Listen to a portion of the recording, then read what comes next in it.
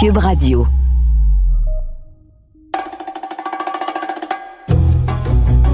Évidemment, c'est un apéro, fait qu'on dit toujours à nos invités, qu'est-ce que vous avez envie de boire? Gin tonic, vin blanc, peu importe. Et là, il m'a dit, je veux ce scotch-là, mais je suis pas capable de le prononcer. T-H-E-B-E-A-G. T-E-B-H-E-A-G. T'es bad? Non, t'es big. On dirait t'es big. T'es big? Blended Think Scotch big. Whisky. Ça s'appelle Think Big, c'est le scotch Think Big. Hey, t'avises pas d'ouvrir la bouteille avant qu'il arrive. Non, il va penser qu'on a acheté la bouteille avant. Je commence à sentir la bouteille et je finis couché dans le bain. Richard, arrête. Bon. Hey Richard, on fait un apéro piquant avec quelqu'un qui est lui-même assez piquant, merci. Pierre Huet, tu sais, le gars qui est quand même à la tête du magazine humoristique Crocs. Je pense qu'il va peut-être sortir ses crocs ce soir. Oui, je l'ai déjà interviewé et toi aussi à Cube Radio et il y a de la répartie puis il peut être assez baveux. Assez piquant. Donc, écoute, j'ai très hâte de voir ça. Donc, c'est l'apéro piquant. C'est peut-être nous autres qui vont être dans l'eau chaude.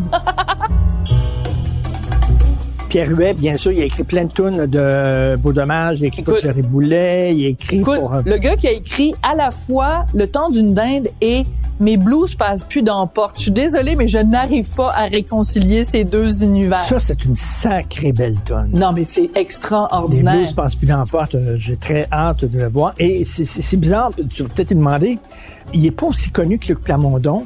Pourtant, il a écrit d'aussi belles chansons comme parolier. Et Pierre Huet, c'est un nom que les gens connaissent, mais c'est pas une star comme Plamondon. Il faudrait qu'il écrive une comédie musicale. C'est ça l'affaire. Ah, quelle bonne idée! C'est vrai, pourquoi pas? Ben oui. Le temps d'une dinde en France. Mais il n'y avait pas déjà eu, à un moment donné, une comédie musicale basée sur des tunes de Beau Dommage? Il a pas aimé ça. Il a pas trouvé ça. Est-ce que tu l'avais vu? Ben, on l'avait vu ensemble, mon amour. C'était pas très bon. Est-ce qu'on est déjà rendu après 20 ans de vie commune où tu te souviens plus des spectacles si tu les as vus avec moi ou avec une autre fille?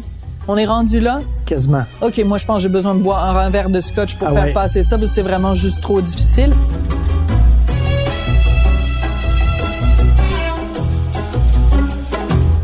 Hey Pierre, merci beaucoup. C'est vraiment très chouette de te recevoir chez nous. Puis en plus, tu nous as demandé, parce qu'on demande toujours à nos invités ce qu'ils veulent boire, un scotch que je suis allée chercher à la SAQ. Je sais pas comment prononcer ça. Comment tu prononces ça? Avec la quantité de bouteilles que j'ai bu, je le sais toujours pas. Et quand je le bois, je le sens encore moins. Moi, je l'appelle le tea-bag, mais comme les Écossais sont faits, ça doit s'appeler Roger. Il y a aucune sonorité semblable. C'est pas Tea Big? Ça pourrait être Tea Big aussi. Moi, je pensais que c'était Think Big. Aussi. En tout cas, Richard. Tu veux, je l'ouvre en plus. Tu voulais, ben oui, ouvre-la. Puis, tu vois, t'as un beau verre pour toi ici. Okay. On a des olives piquantes, évidemment, parce que c'est un apéro piquant. On a des noix piquantes, parce que c'est un apéro piquant. Puis on a plein d'arachides, puis de patentes, puis de pistaches. Je suis connu pour aimer les cachous. Donc, je me sers. Oui, sers-toi de ton Think Big. Et justement, à ta gauche, il y a un bol rempli de questions plus piquantes que les autres. Donc, mais on garde ça pour plus tard. On va commencer tout en douceur, puis après, ça va aller de plus en plus piquant. L'année prochaine, ça va être le 50e du premier album de Beau Dommage. En 2024. En 2024, pardon. Est-ce que tu vas exiger pour la réédition de l'album en 2024 d'apparaître sur la photo?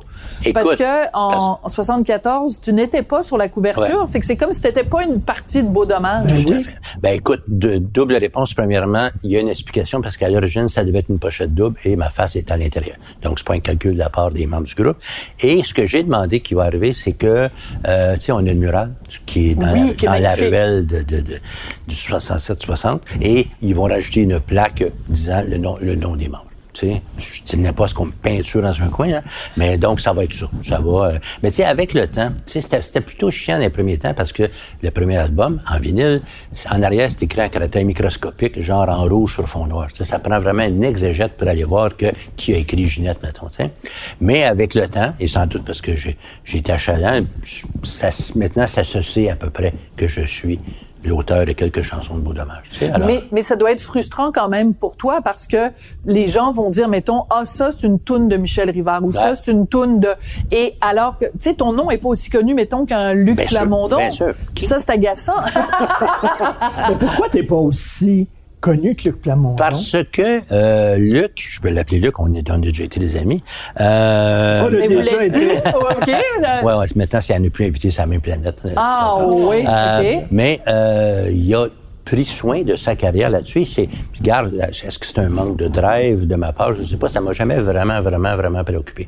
Je disais à l'époque, tant que je suis reconnu par mes pairs et que je pogne avec les filles, ça va aller. Et dans le ratio, ça a été correct. Oui.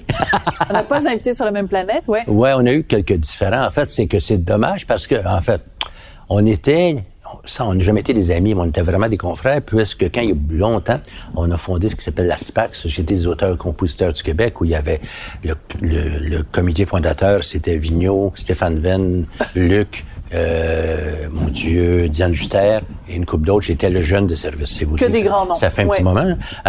Donc, on a beaucoup travaillé ensemble à cette époque-là et il est arrivé un souci de mon autre carrière à cause de Crew. Il y a eu une blague malheureuse dans Crew dont je me porte responsable parce qu'en fait, en tant que rédacteur en chef, à l'époque, on appelait ça des cartons de montage, n'est-ce pas? J'avais approuvé un gag qui reposait sur la vie privée de Luc. Et ça a fait des tracas. Vous n'avez pas idée.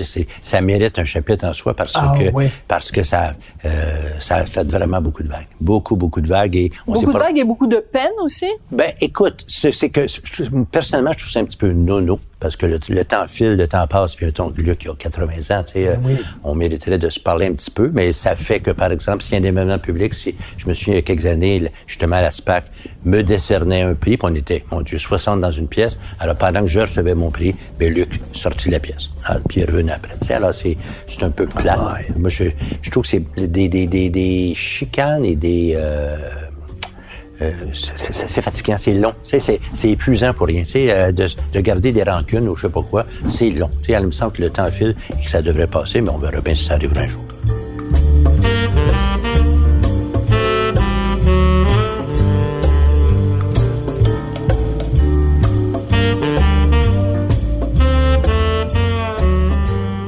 Mais en même temps, quand tu fais un magazine comme Crew, qui est un magazine par définition bête et méchant, c'est sûr que tu vas être bête et tu vas être méchant. Ouais. Puis tu peux pas t'attendre à ce que tout le monde prenne ça avec un sourire en disant « Ah, ce sacré Pierre, qu'est-ce qu'il est rigolo! » C'est certain. D'une part, c'est pour ça qu'il y a une couple de mes auteurs, qui travaillaient dans le domaine de la télévision et autres, prenaient un pseudonyme quand ils écrivaient dans le Crew. Ah oui? Mais c'est aussi le principe, c'est de... Pour se protéger. Pour se protéger, mais le principe est de fesser également. C'est-à-dire que si tu peux dire, écoute, Emmanuel, on a fait un spécial musique. Ben, on a fait une espèce de glossaire de tous les chanteuses du Québec. Il a bien fallu faire une joke sur Paul Piché, tu sais, qui était mon meilleur chum, tu sais. Alors, je me suis commencé à sortir avec Audrey et elle avait revampé sur le plan vestimentaire. Oui. Et donc, j'avais écrit, Dieu sait, Paul Piché qui porte maintenant des chemises à 160$ la manche. C'est bon. C'est très drôle. Alors, qu'est-ce que tu veux? Quand j'ai revu Paul, il l'a appris par cœur, la joke, tu comprends? Je veux dire. Ben, c'est drôle. C'est très drôle. Écoute, je me souviens d'avoir j'étais allé un moment donné à l'émission de Michel Jasmin. Il y avait René Claude qui était sur le même show, puis on était allé au restaurant après. Il nous invitait.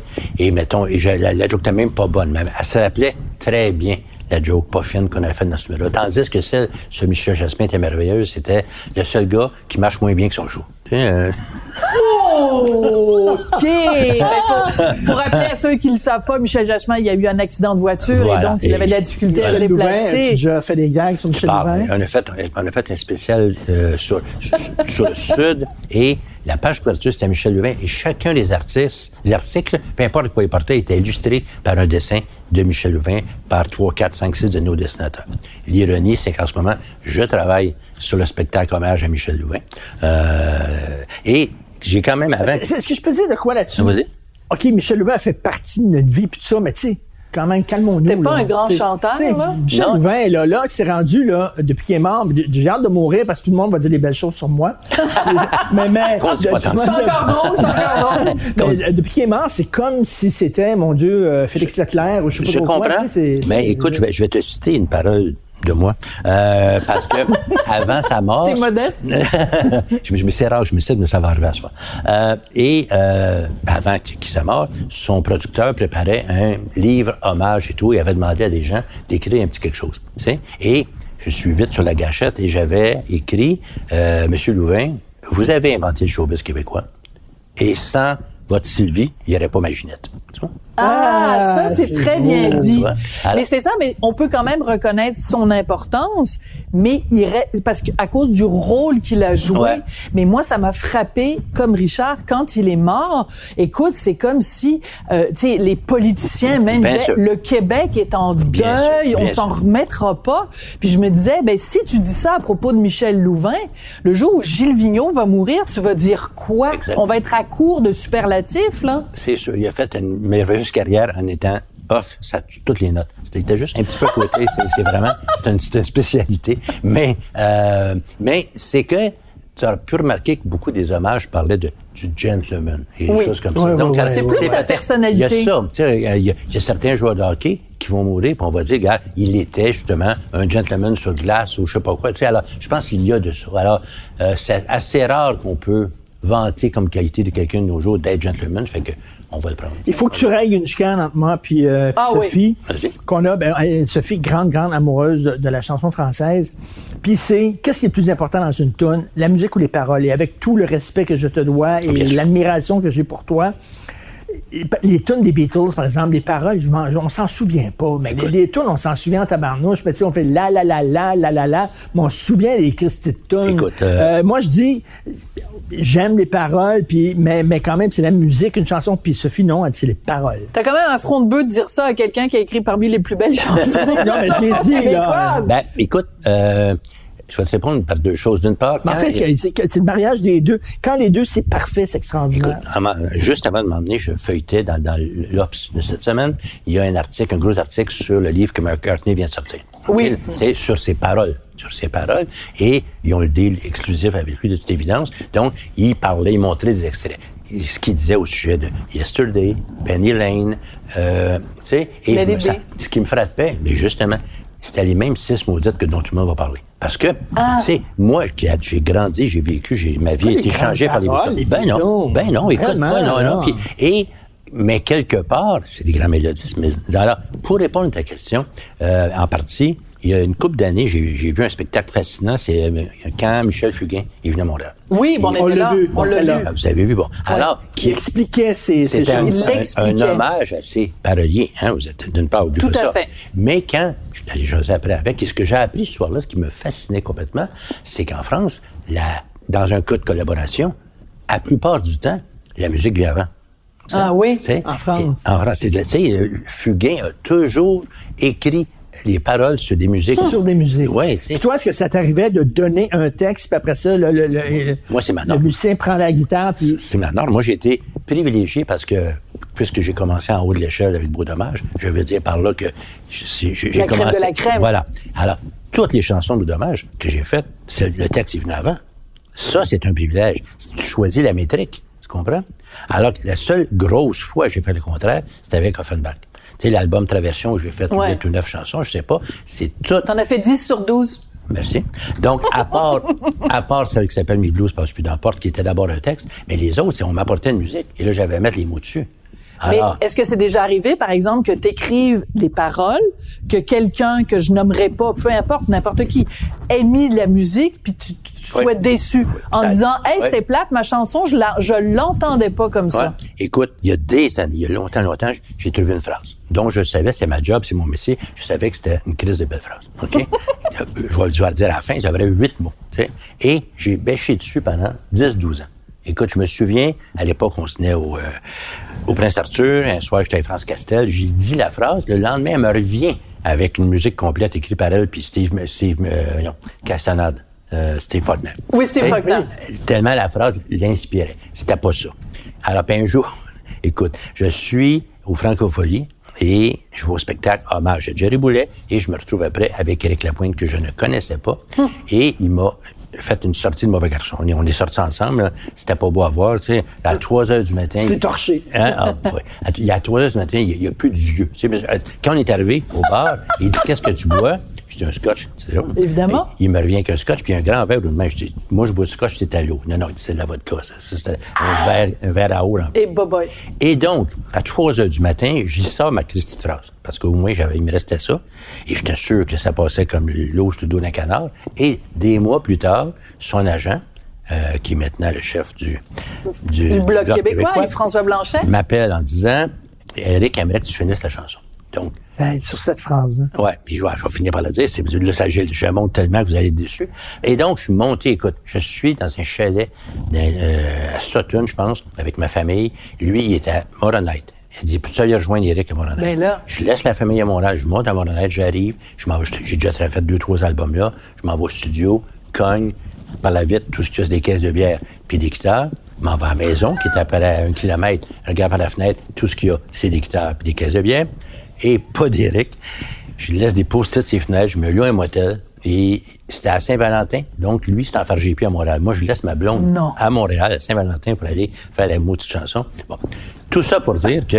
Et un jour, on a fini par la finir. Et on l'a fait à 3 parce que son guitariste l'a aidé. Donc, la phrase... Tu la toune? Pas bien, bien. La phrase, c'est tout simple, c'est « T'as pas de cœur, puis tu veux le mien. » c'est bon. Et je savais que c'était une belle phrase, je l'ai encore. Et la toune est bonne, mais la phrase est noyée au milieu. Autrement dit, tu sais, Éric le sait, je suis pas en train de parler dans son dos, s'il y a encore un dos. S'il a encore un dos. Et quand arrive un moment de grâce, où les paroles, je sais pas, heureusement qu'il y a la nuit, c'est toi qui écris ça. Puis la musique est absolument à tomber sur le cul. Et là, c'est un moment de grâce. Quand il y a un lien entre les deux. C'est sûr. Et j'ai été, tu sais, avec Beau Dommage, avec Robert, puis Michel, puis Pierre, puis éventuellement Michel Linton et tout, je suis tombé, tu sais, je dis souvent que Beau Dommage, c'est un alignement de planète remarquable, tu sais. 3 grands chanteurs, des popés paroliers, des gens qui ont des talents musicaux et des sens de la mélodie, tu sais, écoute. Alors, ça, c'est... alors, je reviens à ta question d'il y a 3 jours. Oui, je pense que sans bonne mélodie, tu sais, un texte tout nu, c'est pas un poème. Tu sais, un texte, c'est un texte de chanson. Tu sais? Alors, et beaucoup des textes que je peux aimer, mettons si j'adore Bob Dylan, il y a pas beaucoup de ces textes que je trouve qui tiennent la route. Il y a quand même eu le prix Nobel pour ses chansons, pour ses textes. Ça, c'est quand même assez particulier. Philippe Roth l'a pas eu. Mais Bob Dylan l'a eu. M'excuse, il y a une injustice. Si tu regardes l'histoire des prix Nobel, il y a des mystères aussi depuis 100 ans. Oui. Il y a des auteurs dont on ne sait plus rien. Mais tout ça pour dire que, oui, je pense que sans une bonne mélodie, oui, il y a des excellents paroliers qui sont parfois nuls, ennuyants. Je ne dirais pas ennuyants, mais je suis allé voir il y a une couple d'années un spectacle d'Yves Tutey, tu sais. Oui. Très respectable. Mais au bout de 3, j'avais comme compris ensemble. Mais c'est parce qu'elles sont bonnes, ta chanson.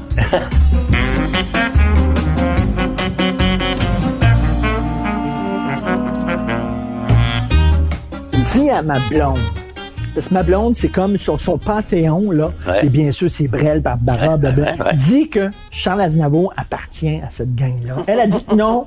Elle a dit, il est un cran en bas. Il fait de la variété, puis c'est pas de la grande chanson française. J'allais dire, la pop, dis la vérité, si tu veux. En passant un détail sur Aznavour qui m'agace chez De Trenet, c'est que bien souvent, on passe un peu beaucoup sous silence que c'est une collaboration. Tu sais, je veux dire, la mère de Trenet. C'est son beau-frère qui écrivait les paroles. Oui. Absolument. Tu sais, il y a des fois, c'est paroles de musique d'Aznavour. Mais tu sais, Trenet, qui peut me nommer le gars qui écrit la musique de la mère? Tu sais, je veux dire, et ça donne mal. Tu sais, parfois, il y a un certain égoïsme là-dessus. Je veux dire, tu sais, surtout quand la personne chante elle-même, tu sais, Aznavour se présente comme un bloc. Je chante, j'écris, je compose, je pianote et tout, tu sais. Mais c'est ça. Et c'est ça la différence entre, mettons, un Aznavour et Jacques Brel, auteur, compositeur, interprète. Il faisait les 3.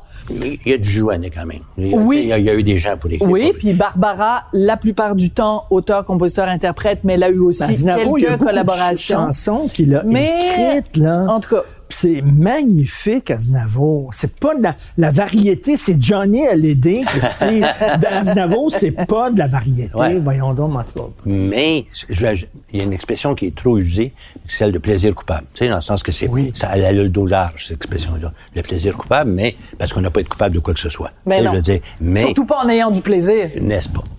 Mais si je te dis, mettons, La poupée qui fait non de Michel Polnareff, c'est pas un grand texte, c'est une maudite musique, mais c'est un bon riff et tout. Oui.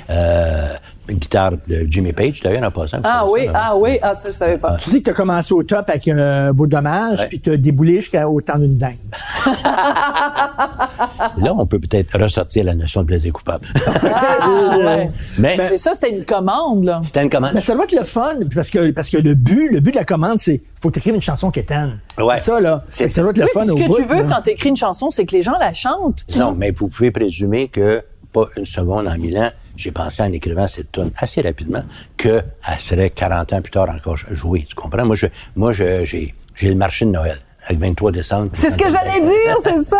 Mais écoute. 23 décembre dans Beau Dommage, puis le temps d'une dinde avec là, Michel Barrette. Ça va t'amener un chèque jusqu'à la fin de ta vie. Ben oui. Là. Ben Dans oui. le temps des fêtes, là. Mais à tout le groupe. À tout le groupe.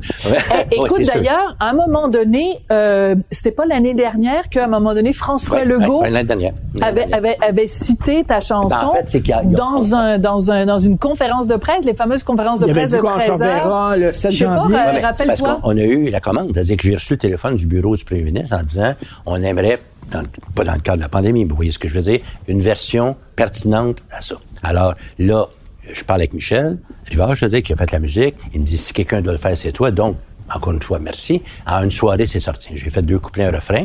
Et là, parce qu'avec Beau Dommage, comme je dis souvent, pour acheter un crayon, ça prend 3 semaines, tu sais. Alors là, je voulais avoir l'approbation du groupe. Évidemment, mon ami Pierre Bertrand a approuvé en février.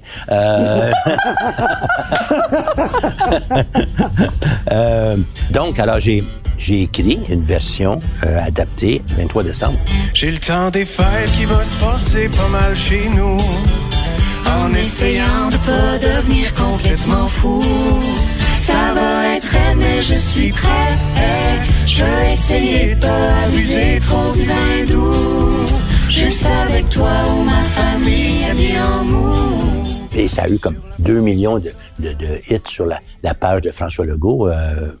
Ironiquement, il y a aussi Martine Sinclair qui m'a appelé pour demander que je l'aide à rendre pandémique la chanson « Laver, laver ». Pour se laver les mains et autres. J'ai aussi... Et tu l'as fait pour de vrai? Ouais. Bon, ben, tu t'es fait des couilles en or pendant la pandémie. Toi, t'es super content qu'il y ait eu une pandémie. Cela dit, c'est pas, quand il n'y a pas un support mécanique, quand ce n'est que jouer à la radio, tu fais pas un sou, là. Pense pas que la version François Legault m'a rien rapporté. Je dis, j'ai un petit cachet, bien sûr, mais parce que j'ai travaillé très vite, surtout.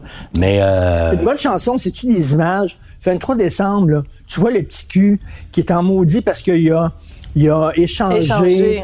Une carte de hockey pour son hockey. Son hockey pour des photos. une photo d'une fille de dos qui se cache les seins avec les mains, les fesses avec les mains. Primeur mondial, c'était Jane Mansfield. Ah, c'est Jane Mansfield. C'est moi, c'est mes photos. C'est toi, c'est ton petit gars. C'est toi le petit gars dans la ruelle. C'est ça, oui, c'est moi. J'ai obtenu ces photos-là, puis j'étais tellement déçu, c'est vraiment ce que... Donc, c'est une histoire vraie. C'est une histoire vraie.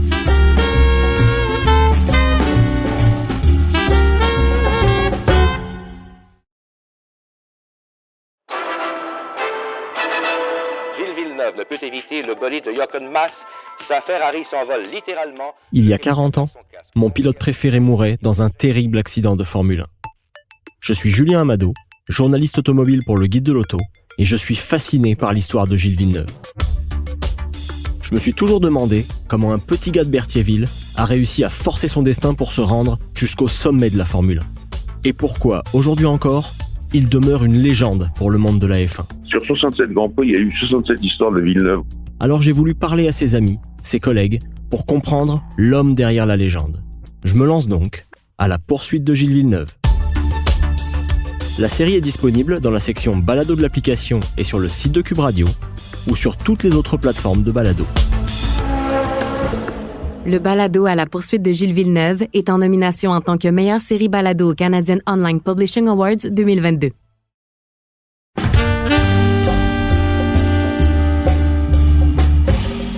Tu disais tantôt que tu t'es torché avec Éric Lapointe, avec Jerry, ça devait être quelque chose. C'est quoi les pires affaires que tu as faites avec Jerry?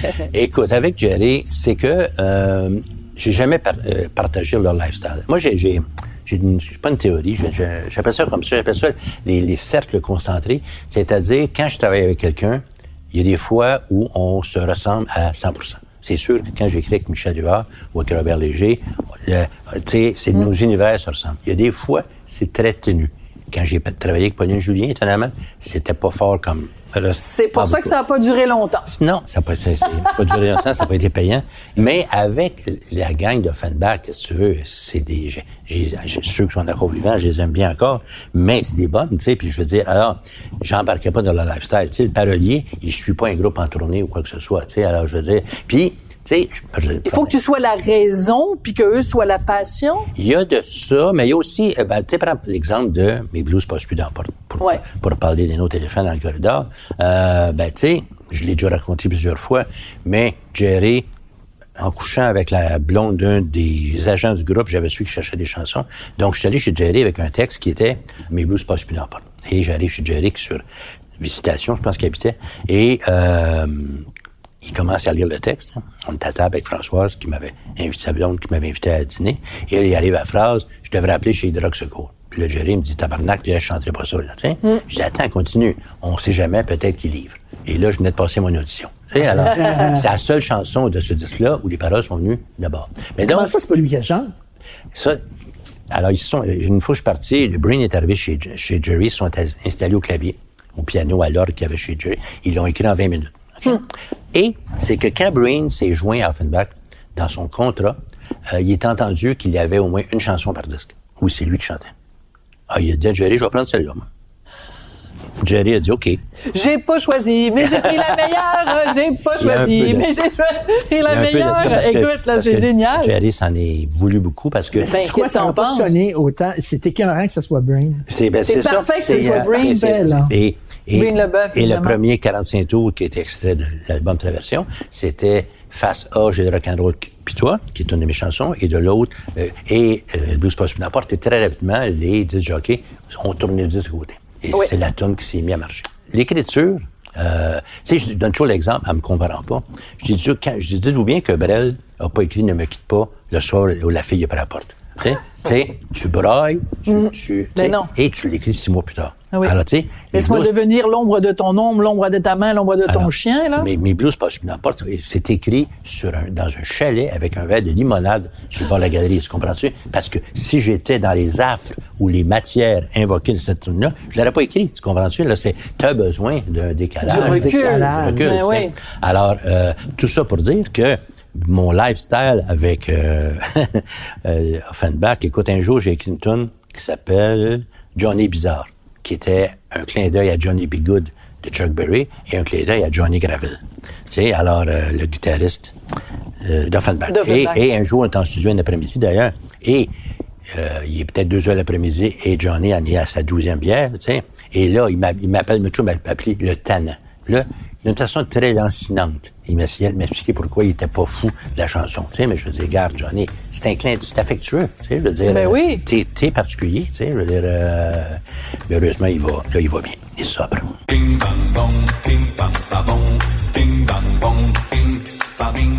Alors, écoute, ça fait une demi-heure qu'on a commencé à se parler et c'est le moment de te tourner vers le bol qui contient les questions piquantes. Alors, avant de prendre les questions piquantes, tu peux soit prendre une olive au piment ou prendre des... T'aimes les cachous, hein? Les cachous. Ça, c'est vraiment des cachous au piment. Et moi, je vais... du vin, s'il te plaît?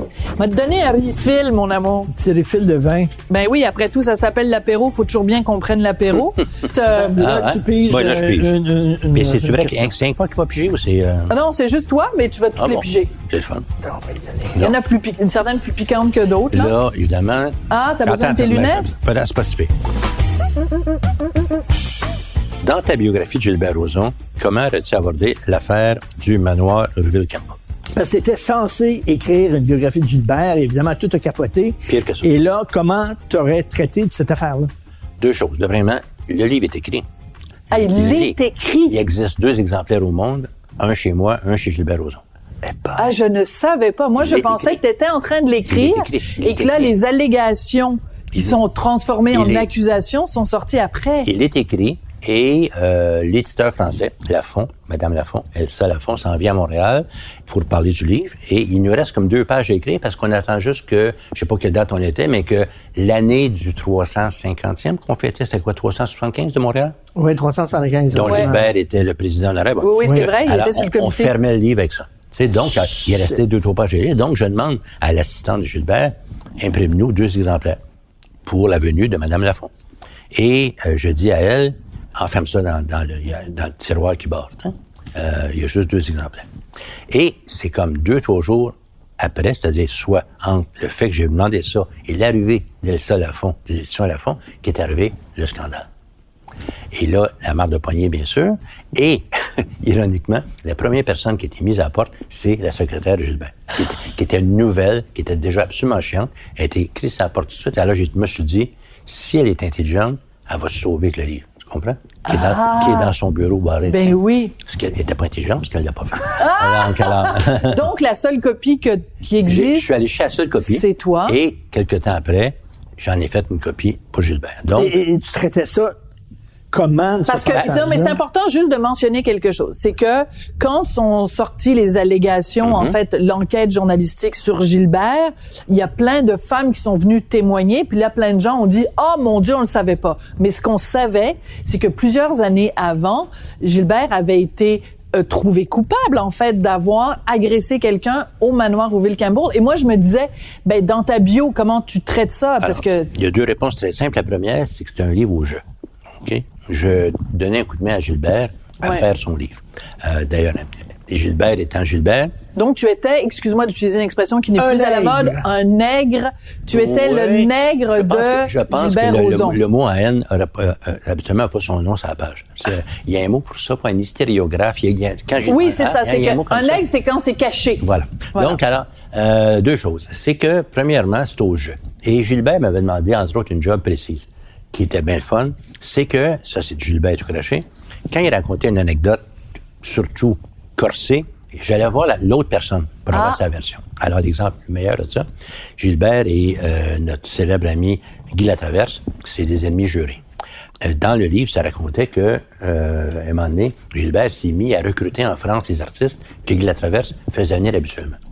Or, la version que Guy Latraverse m'en raconte, c'est que lui, après des graves problèmes de santé, qui a fait le suicide, il se trouve à l'hôpital. Il y a un ami français l'appelle pour lui dire, il dit, il y a un gars qui se promène à Paris en disant que t'es fou furieux, t'es à l'asile, donc c'est avec lui qu'il faut faire affaire. Et c'est pas très élégant. Et je cite... Surtout que Guy Latraverse avait des problèmes de santé mentale, puis il a été très transparent, puis il en a parlé. Et donc, Guy Latraverse s'est pointé à l'aéroport avec 2 sabres. Il attendait Gilbert qui revenait de Paris pour le lancer un défi au sabre à l'aéroport. T'es pas sérieux? Un duel, comme dans le bon vieux temps. Un duel. Alors ça, c'est dans le livre qui paraîtra pas. Mais donc ça, c'est un détail important. Ma job était beaucoup ça. Parce que Gilbert a quand même une bonne plume, avait écrit, et je repassais dessus. Excuse-moi, mais c'est une métaphore, le truc du sabre. Non, pas du tout. Pas du tout. Guy Latraverse me raconte ça. Il s'est pointé à Dorval au Mirabel, fouille-moi, avec 2 sabres pour quand Gilbert débarquait de l'avion, se battre en duel avec. Mais ce qui est important de mentionner, c'est que donc, Gilbert te dit, OK, ça va être écrit au jeu, mais à chaque fois que je dis quelque chose, tu vas vérifier avec la partie adverse. Vérifier, c'est pas le bon mot. Dans un souci de quoi? De vérité c'est ou un souci d'être Gilbert Rozon, c'est-à-dire... De pas se faire poursuivre. Non, de soulever des tempêtes de merde. Dans le sens que je veux ça. Il aime ça, les tempêtes de merde? Ça le faisait rire, lui, tu comprends? Okay. Alors, ma job, c'était, j'ai parlé avec des tas de gens ici, puis je me préparais à parler avec Renaud et je sais pas qui en France aussi. Donc, ça, c'est la première chose qu'il faut savoir. Il est très ami avec Renaud, hein, il paraît. Oui. Il est dans le livre, puis tu sais, évidemment, Trenet, bon... Barbara, il y a des choses passionnantes. Tu parlais de Barbara, il y a des détails passionnants. Barbara qui ne mangeait que du laurier barbecue à Montréal. 3 repas par jour, c'était du poulet. Tu sais, elle était folle du laurier. Le Trenet, il m'avait dit au franc-tireur, devant la caméra, que c'est lui qui allait chercher les petits gars pour Trenet. Tout à fait. Quand Trenet arrivait à Montréal, Trenet disait, je vais avoir un petit gars tout le long que je suis à Montréal. Et Gilbert me l'avait dit. Et bizarrement, à l'époque, ça n'avait pas fait un énorme scandale, alors que ça aurait dû. Selon le livre, il y a un mot de trop dans ce que tu dis, c'est le mot petit. Autrement dit, on ne parle pas de mineurs, selon le livre. Mais tout ça pour dire, c'est que le livre, il est au jeu. Alors, vous me parlez du manoir au Vicalba. Gilbert raconte la chose. Gilbert le raconte, c'est dans le livre. De son point de vue à lui. De son point de vue à lui, de sa version à lui, c'est au jeu. Alors, écoute, il y a une fois, je me souviens, je sortais du métro, Gilbert m'appelle, il m'engueule comme du poisson pourri. Il dit, tu te promènes en ville en cherchant des scandales sur moi. Je dis, Gilbert, j'ai pas cherché loin. Quand le monde me demandait, comment ça va ton livre, Gilbert? Je disais, tu sais, il y a du monde qui a des squelettes dans le placard. Gilbert, c'est un walk-in. Tu sais? Alors, Non, mais on en rit, mais il faut quand même respecter le fait qu'il y a quand même un certain nombre de femmes qui ont Tout fait à des fait. allégations Mais très graves à son sujet. Donc, je veux pas que les gens pensent qu'on rit Absolument pas. Non. des Et victimes de Gilbert Rozon, là. Et il y a une phrase mémorable, ça sera ma dernier mot là-dessus. Il y a un chapitre qui commence comme ceci. C'est « Ma mère m'a toujours dit de respecter les femmes. » Il y avait un chapitre. La phrase la plus scandaleuse, c'est celle-là. Tu sais, autrement dit, il y a, dans ce livre-là, il évoque l'affaire du manoir of Campbell et bien sûr le conte de son point de vue. Ça, c'est un danger d'écrire au jeu pour quelqu'un, de mettre sa plume au service de quelqu'un. Je connais quelqu'un qui a écrit l'autobiographie de M. Saputo. Je ferme la parenthèse. Mais, tu sais, c'est... Ben, sois certain d'une chose, surtout que moi, j'ai 2 filles, et mes filles, dont une, c'était sa fête hier, et qui sont en âge. À un moment donné, Gilbert m'a appelé à la maison, et ma fille était encore chez nous, me regardait en disant « Tu parles encore à ce type-là? » J'ai eu, parce que je dois dire, j'ai 30 quelques années d'amitié avec Gilbert Rozon. Puis à un moment donné, et ses sœurs aussi et tout, j'ai eu à faire des choix. Qu'est-ce que je fais? Parce que je veux dire, quand ça fait 30 ans que tu connais quelqu'un, ben qu'est-ce que tu veux? T'as une amitié ancrée et t'es placé devant des faits. C'est pas simple. Et c'est encore moins simple d'être une sœur Rozon, je pense. Tu sais, Gilbert, j'adore les jumelles, entre autres, et autres. Lucie. Et ce n'est pas simple. C'est pas simple pour personne, pas simple pour Gilbert, mais il a choisi au moins la mère d'Oustro, c'est lui qui l'a choisi. Et encore moins simple pour les filles. Évidemment, les femmes. Bien sûr. Donc, alors, ce fameux livre, quelqu'un me dit, tu n'as une copie chez vous, tu devrais la sortir. Non, c'est totalement ennuyant. Et quand Gilbert parle de ses aventures avec Léo Ferré, Barbara, Trenet et tout, et ses histoires d'être recruteur, d'être sergent recruteur pour Trenet, c'est passionnant de fait. C'est comment ça s'appelait, les gens célèbres que j'ai racontés. C'est un livre de je sais pas qui. Hein. Mais alors, le livre est intéressant pour ça. Mais la face cachée de Gilbert, c'est pas dans le livre, c'est au jeu. C'est ça. Alors, tu as écrit ta biographie, ta propre biographie, il y a quelques années, et Michel Rivard, ça c'est le bon moment de le placer, a dit à ton sujet, parce que c'est lui qui a écrit l'introduction, il a dit à propos de toi, sa modestie légendaire et sa connaissance encyclopédique de choses inutiles. Tout à fait. Non, puis j'adore ça. Il parle aussi de mon... Déjà un autre? Ben oui, déjà une autre question. Il parle de quoi? Excuse-moi, je vais pas couper. Je suis le plus grand name dropper au monde. Tu sais, alors ça. Ben là. Et Michel le signale. C'est ça qu'on aime. Ben oui, j'ai vu ça l'autre jour, là. Je t'écris pour te parler de la soirée de ce soir et tu me dis, excuse-moi, Durocher, j'ai pas le temps de te parler, je parle avec Gino Vanelli, tasse-toi Durocher. Mais les gens vont comprendre les jours que c'est un clin d'œil. C'est un genre que je me donne. Ouais. Pas du tout, c'est juste pour faire rire.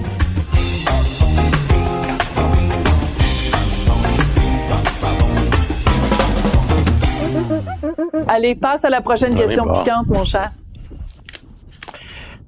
Quelle est la chanson qui t'a rendu le plus riche? C'est drôle, hein? C'est cette fascination pour l'argent que vous avez. Ouais. Qu'on a tous. Écoutez, quoi répondre à ça? Parce que, honnêtement, ça fait 50 ans, 52 ans, je sais pas quoi, que je fais des chansons. Tu sais, je n'ai fait beaucoup, et j'ai le bonheur, ou j'espère le talent, qu'il y en a beaucoup qui sont restés, qui jouent. Tu sais, on va dire à quelqu'un que j'ai le thème, qui a un catalogue, mettons que j'ai 100 quelques chansons d'antiqué, plus des chansons pour le cinéma, le théâtre, whatever. Et que sur cette centaine de chansons-là, je n'ai 25 à 30 qui jouent toujours. Tu comprends? Entre le Beau Dommage, puis Paul Piché, puis Offenbach, puis Le Temps d'une dinde, pas Pauline Julien. Cocher oui, cocher non. Cocher oui, cocher non, c'est toi. Attends, je faut toujours même si c'est pas toi qui as choisi le titre. Mais c'est-à-dire qu'avec Paul, parce qu'il y a toutes les variations possibles de collaborer. Paul, c'est toujours lui et moi, assis un en face de l'autre, à table, lui a sa guitare dans les mains, on écrit le texte ensemble et il fait la musique. Oui, il affecte. En même temps, simultané. Il n'y a pas un seul texte que j'ai fait pour Paul qui est de moi seulement. L'ironie, je pense, on a écrit une tune qui s'appelle Tigalo, son fils Léo venait de naître. Oui. Et il ne serait pas fâché, je dis ça. Les 7/8e de la chanson, c'est moi qui l'ai écrit, puis j'avais pas d'enfant. Je veux dire, alors c'est... Donc, on veut que tu parles d'argent. Oui, l'argent, tout s'achète et tout se vend. Je suppose que... C'est-à-dire qu'il y a aussi une question, le rapport, pas qualité-prix, le rapport temps. Tu sais, mettons, on parlait du Temps d'une dinde, c'est une tune que j'ai été obligé d'écrire à une soirée.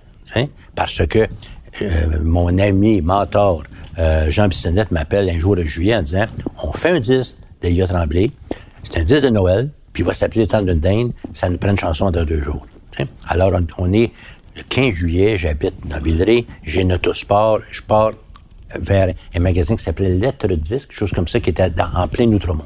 Et il m'avait acheté des cassettes de Noël de La Bottine Souriante. Et là, je me vois dans mon char, j'étais à la lumière rouge devant le Luxe, le Next le Ultra Luxe. du snobisme, et j'écoute, le gars en juillet, il écoute La Bottine Souriante chante Noël. Et donc, j'ai écrit cette tune-là un soir. Et pour avoir le plaisir pur après de me retrouver dans la cabine de son avec Michel Barrette sans son dentier, parce qu'il faut que moi je monte le phrasé au chanteur. Ben oui. Alors, j'imagine que dans un rapport en termes Investissement-bénéfice. au salaire horaire, c'est sans doute celle qui m'a le plus payé. J'imagine que Ginette doit pas être loin, que le Blues de la Métropole doit être pas pire, que 23 décembre doit bien s'en tirer. Mais tu dois le savoir, parce que quand à la Socan, ils remettent des prix quand il y a une chanson qui est jouée plus de 25 000 fois à la radio. Ça, t'en as de nombreuses, là. 15 ou 20 peut-être dans quelque part chez nous. Là. C'est hallucinant, ouais. Mais j'ai écrit 5 chansons sur le premier Beau Dommage. Le flop, c'est L'Ange Gardien. Mais tu sais, entre Jean Beaupré, 23 décembre, Ginette puis Montréal, c'est des tunes qui jouent depuis bientôt 50 ans. C'est fou. Ça fait que statistiquement, ça a dû rapporter des sous, bien sûr. Ça a dû. Ouais. Une autre question? Oui, bien sûr, la prochaine piquante. Mais je trouve que tu bois pas beaucoup de scotch. Ben oui, mais j'arrête pas de parler. Serre-toi un deuxième verre, maudite affaire. Ben oui. Ça s'appelle apéro piquant, ça s'appelle pas abstinence piquante, là?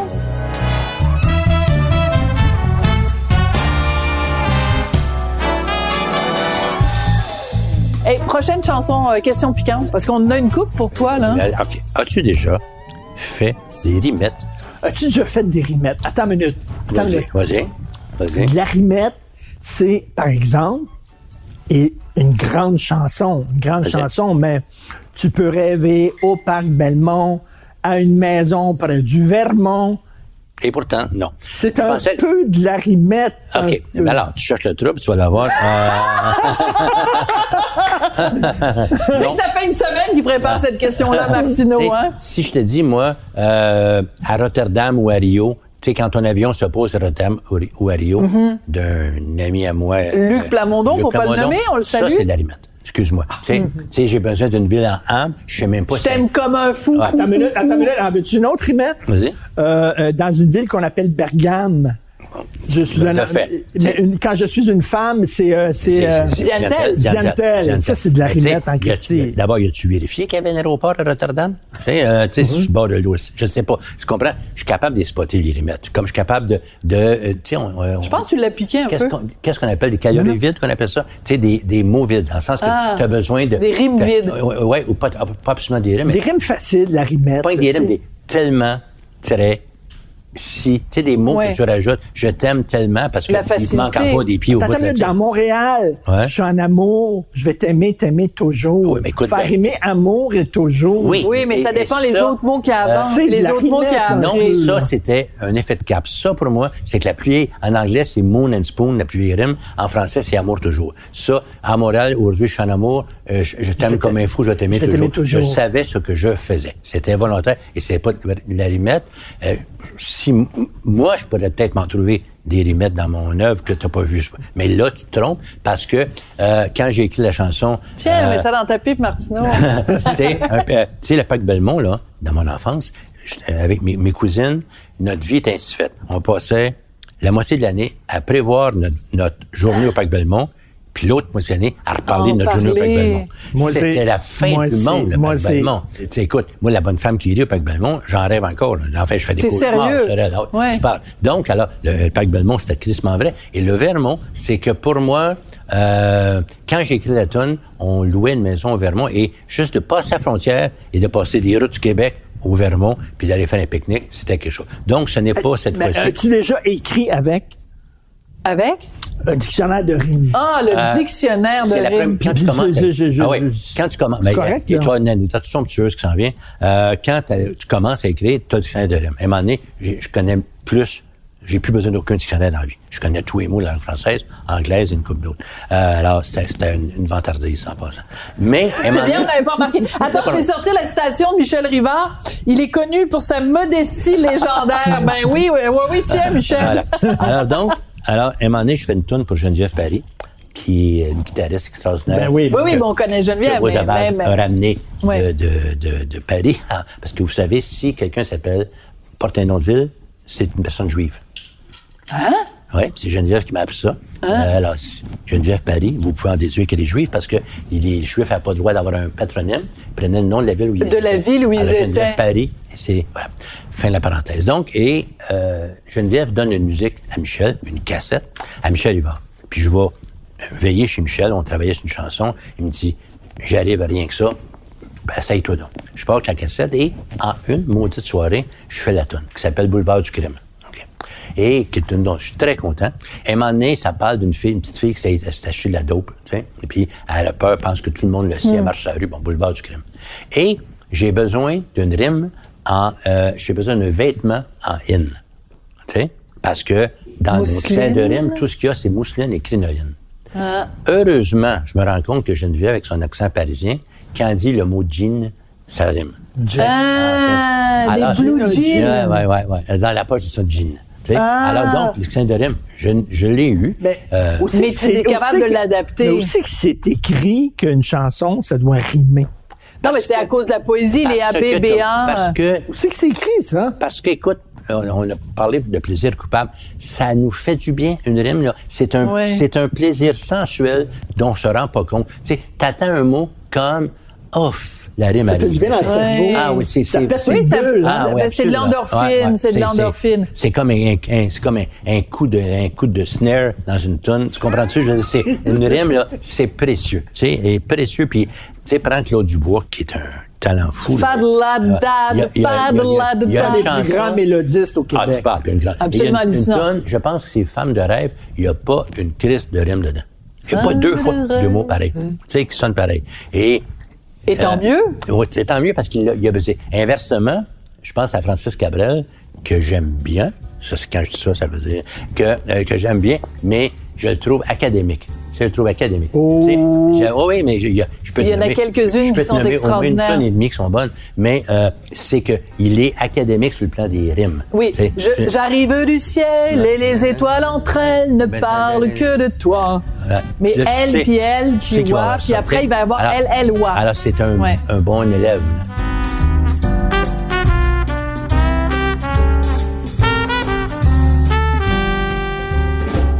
Il en reste une? Ouais. OK, ben envoie donc, prends-toi un petit cachou piquant, puis envoie la dernière question piquante. Aimes-tu ton époque, c'est ça? Aimes-tu ton époque? Parce que Michel Sardou a donné une entrevue récemment que j'aime beaucoup. Michel Sardou, j'aime beaucoup. Et il a dit, je déteste mon époque. Il a dit ça. Okay. Est-ce que tu aimes ton époque? Est-ce que toi qui as vécu les années 70, la liberté au fond, la pédale au fond, tout ça. Maintenant, il faut surveiller, il y a des garde-fous partout et tout. Est-ce que tu aimes la culture de l'annulation, tout ça? Je lisais, en m'en venant, je lisais ton commentaire sur le truc de John Cleese. Ben oui. Écoute, mais est-ce que j'aime mon époque? Je vais dire beaucoup, et j'espère que la réponse ne sonnera pas quétaine, parce que j'aime mes filles. On a 2 filles. On en a 2 qui sont vivantes et en santé.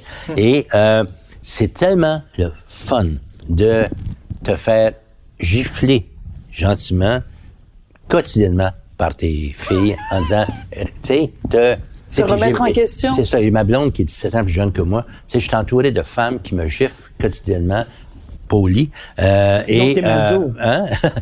C'est-à-dire que comment peut-on ne pas aimer sa propre époque? Tu sais, à part peut-être sous le clair, je sais pas. Comment peut-on ne pas aimer sa propre époque? Parce que, tu sais, quelqu'un me parlait, il y a quelques jours, du rap. Tu sais, est-ce que tu aimes le rap?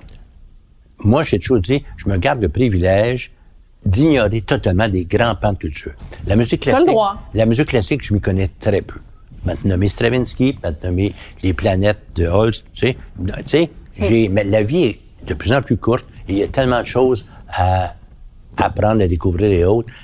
Alors, prends le rap, ça reste en question, je le promets, c'est que, pour moi, c'est pas ma tasse de thé, mais avant tout, ce sont des paroliers full spin. Il y en a des mots dans le rap. Il y en a. Et personnellement, j'aime mieux ça que du piano instrumental. Tu sais, je nomme personne, tu sais. Mais on salue quelqu'un dont les initiales sont A.S., mais... Alors, tu sais, Mais c'est-à-dire que c'est une époque qui dit des choses, t'es pas nécessairement d'accord avec ces choses-là, C'est ça. mais tu respectes qu'on dise des choses. C'est ça, parce que j'entends le travail, j'entends la recherche de la rime, c'est mon métier et tout. Alors, je dirais pas, on vit une époque formidable. Tu sais, comment peux-tu dire ça avec les problèmes planétaires et tout? Mais je veux dire, c'est surtout comment peut-on ne pas aimer son époque, à moins de se retirer sur une île déserte ou sur... Mais je te trouve trop gentil, Pierre. Honnêtement, là, ça s'appelle l'apéro piquant. Je vais te piquer un peu. Je te trouve trop gentil parce que c'est pas possible que quelqu'un qui, justement, tu le disais toi-même, avec Croc, vous avez fessé dans le temps, avec Beau Dommage, t'as brassé la cage, avec Offenbach, avec tout ce que t'as fait, même avec Surprise, peu importe, tout ce que t'as fait, t'as brassé la cage, puis on vit une époque qui est tellement consensuelle. C'est pas possible qu'il y ait pas une partie de toi qui soit un peu découragée du côté consensuel de l'époque dans laquelle on vit. C'est-à-dire que, d'une part, il vous arrive de me lire sur Facebook. Pour moi, c'est de la matière, c'est du bonbon, tu comprends-tu? Je veux dire, j'écrivais hier...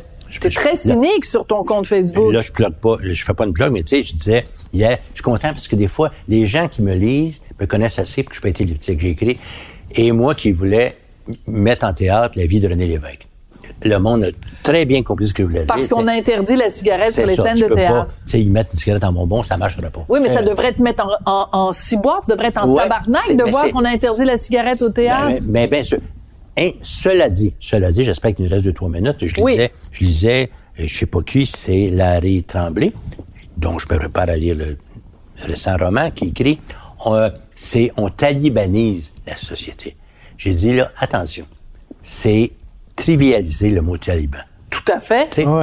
Pour moi, le monde qui sont contre le vaccin en France, puis se compare aux Juifs à l'époque d'Auschwitz. Ils portent même l'étoile jaune. C'est ça. Et celui que j'appelle Wasabi Awad, là, qui veut... Wajdi Mouawad. Le machin chante. Tu sais, je dis, à un moment donné, là, gardons perspective. Et comme on n'aura pas le temps, Dieu merci, on ne parlera pas de Mike Ward, il faut la vivre, son époque. Et comme tu dis, j'ai passé ma vie à la chanter, à m'en moquer et tout. Alors, c'est une époque formidable. S'il y avait un PDG d'une grande entreprise qui refusait de parler français, tu aurais eu tous les artistes dans la rue. Tu parles. Tous les artistes. Puis surtout, Christy, dans un gala de la disque, ils auraient tous dénoncé ça.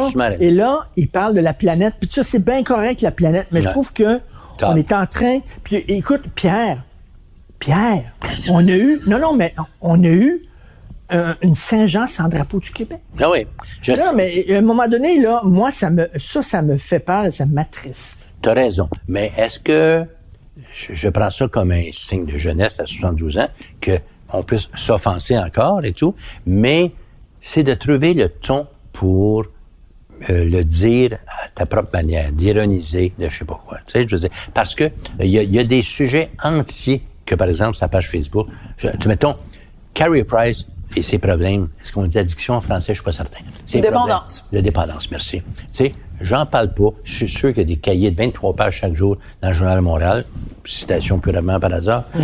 J'ai rien à dire, j'en parle pas. Alors, t'as raison. Tu sais, tu dis, un gala à disque qu'on parle pas de cette défense française, une assemblée à la Chambre de commerce où il y a personne qui sort, quand l'homme qui parle parle pas français. Personne qui le pu dire aussi, là. Mais oui, ça alors, dénoncer aussi.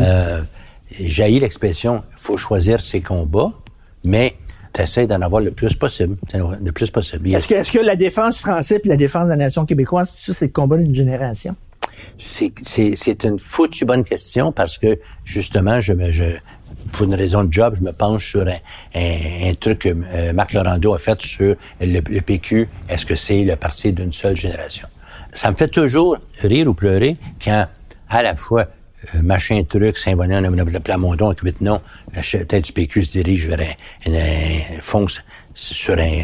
Paul Saint-Pierre Plamondon. Fonce vers un mur, puis à la fois, à chaque hostie de fête à Saint-Jean, on crie québécois en montant nos drapeaux. Tu sais, je veux dire, on est sentimental, mais pas très pragmatique sur ces choses-là. Tu sais, mais pour citer une chanson de quelqu'un d'autre, pour une fois, la fameuse chanson Pissou de Jean-Pierre Ferland, on est là les baguettes en l'air, mais quand vient le temps de faire des affaires, on est des pissous. Comme quoi, dans la vie, tout commence et tout finit par une chanson. Des fois, c'est des chansons écrites par Pierre Huet, des fois pas. Pierre, merci d'avoir partagé 2-3 verres de scotch ensemble. Ça a été un plaisir, vraiment. Merci de l'invitation. Merci beaucoup. Puis, écoute, tu partiras avec la bouteille, tiens. Hein? Tu as remarqué Ah, ben que je dis pas non? Tu as remarqué? Ah, ouais, j'ai remarqué aussi.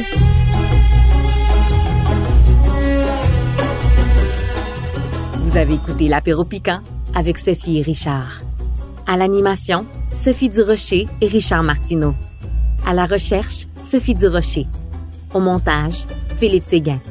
À la prise de son et à la réalisation, Anne-Sophie Carpentier et Bastien Gagnon-La France. Une production Cube Radio.